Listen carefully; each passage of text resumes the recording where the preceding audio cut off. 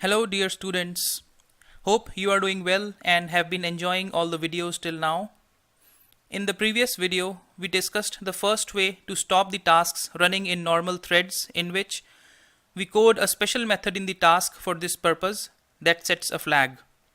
The flag is then read by the main logic at some appropriate place, and if the flag is set, then the task just cleans up and exits. In this video, we are going to discuss the second way to stop the normal threads at the points where they are not blocked. The second way is somewhat similar to the first way in terms of the task's code. Here, we are going to use interrupts to stop the task. You can interrupt a thread by using the interrupt method provided by the thread class. From inside the interrupted thread, you can use the static interrupted method provided by the thread class to check if the thread has been interrupted or not. However, if you want to check the interrupted thread for interrupted status from another thread, then you will have to use the isInterrupted method on the interrupted thread's reference. Note that just interrupting a thread does not make any difference unless you check for the interrupted status explicitly and then act on it. Interrupting a thread sets a flag inside the thread, and once you have inquired the thread about its interrupted status, that flag is reset automatically.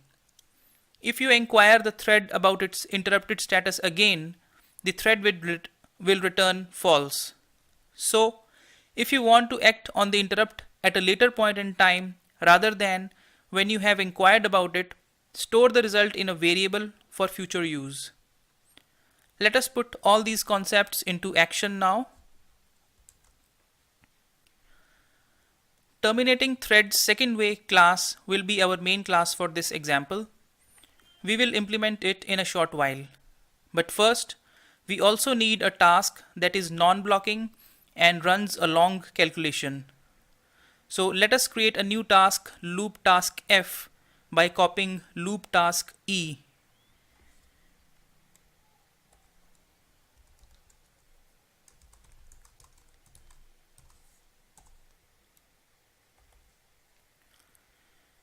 Updating its identity first.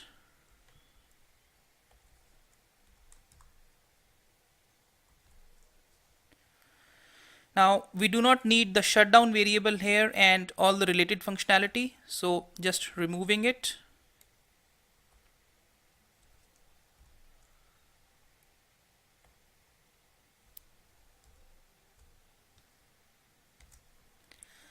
Next, we cannot use the sleep method here to emulate a long running task because it blocks, and this video is about terminating long running non-blocked threads. So removing the code related to sleep as well.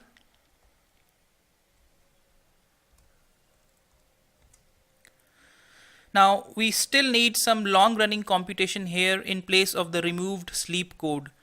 Otherwise, we are going to get thousands of tick-ticks in a few seconds, and it will become difficult to analyze the output. So let us implement a long-running computation here in a method called doSomeWork.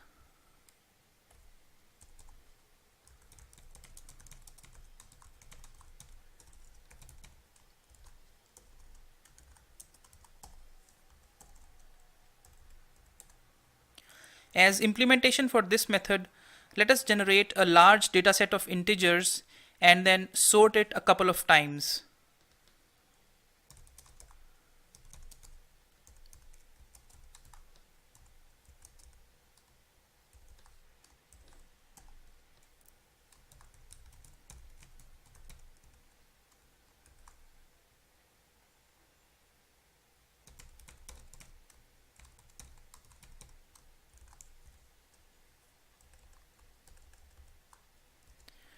So we need to implement this generate dataset method also.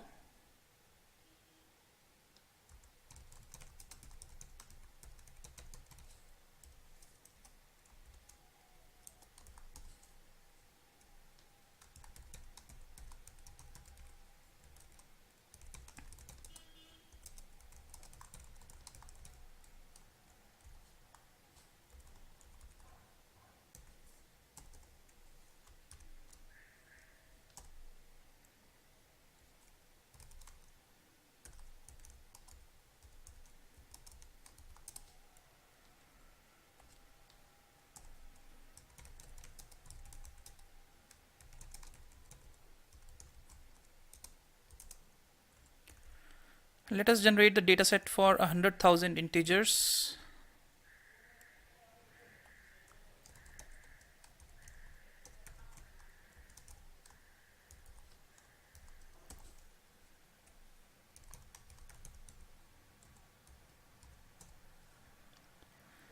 And we need to have a random list of integers.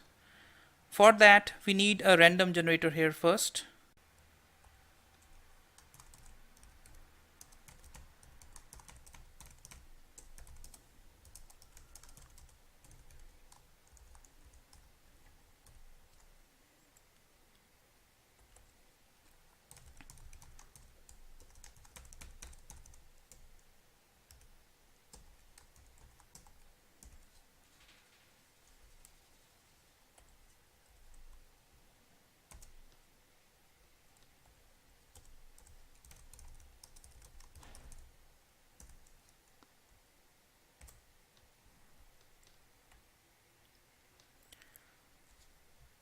So I think that completes our long running computation code. Let us call it from the main logic now.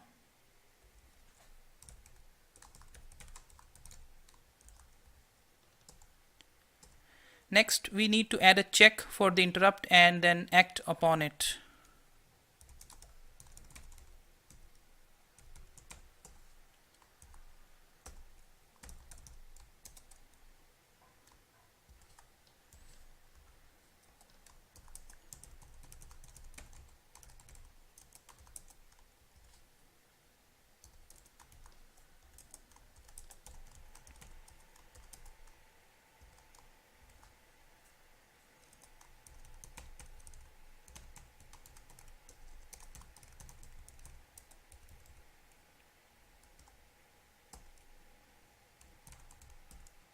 So as soon as a thread interrupt is detected, we break out of the loop and the task then finishes, thereby terminating the thread also. Now, just to show that the interrupted status is reset after you have retrieved it once, let us add a statement to this effect outside the loop too, just before the done sys out.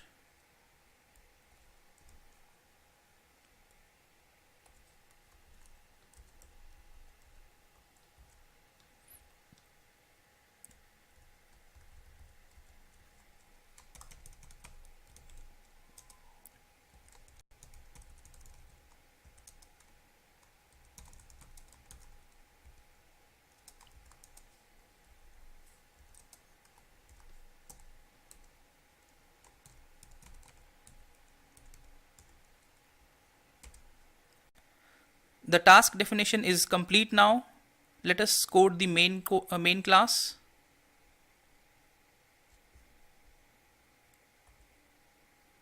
Now I am going to create 3 tasks here and submit them to 3 threads first.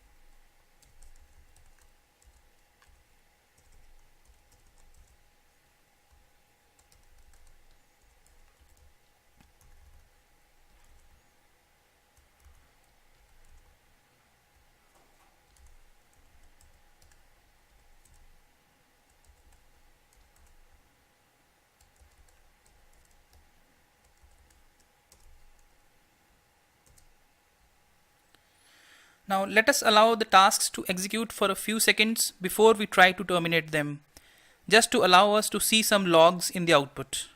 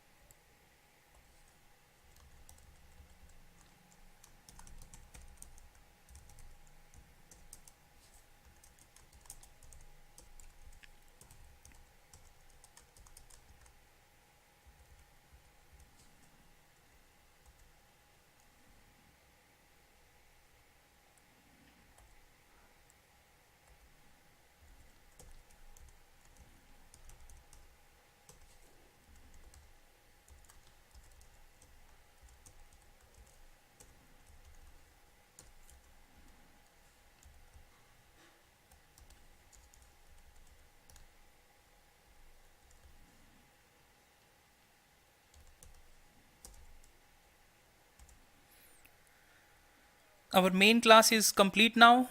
Let us run it and see the output.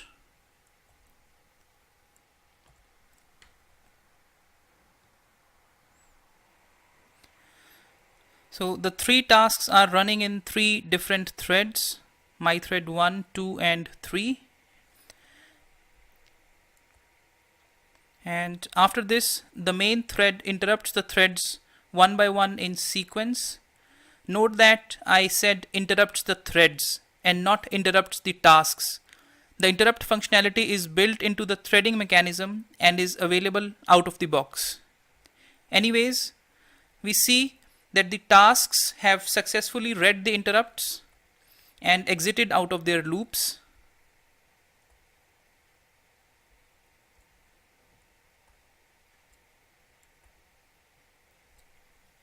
After exiting their loops, they have inquired about the interrupted status the second time for their individual threads and have got the value false this time. It is because, as I mentioned earlier, once the interrupt status has been read by the task, it is automatically reset by the JVM. Another thing worth noticing here is that the threads have not terminated in the same sequence in which the main thread had interrupted them. Task 2 terminates first, then task 3 and lastly task 1. Again, we had discussed this in the previous tutorial. The tasks may take different amounts of time to reach the point in the code where the interrupt status is being checked. That is why they terminate in different amounts of time after being interrupted, and hence their sequence of termination cannot be guaranteed. That is all from my side for this tutorial. Hope you enjoyed watching it. See you in the next video now. Till then, bye bye.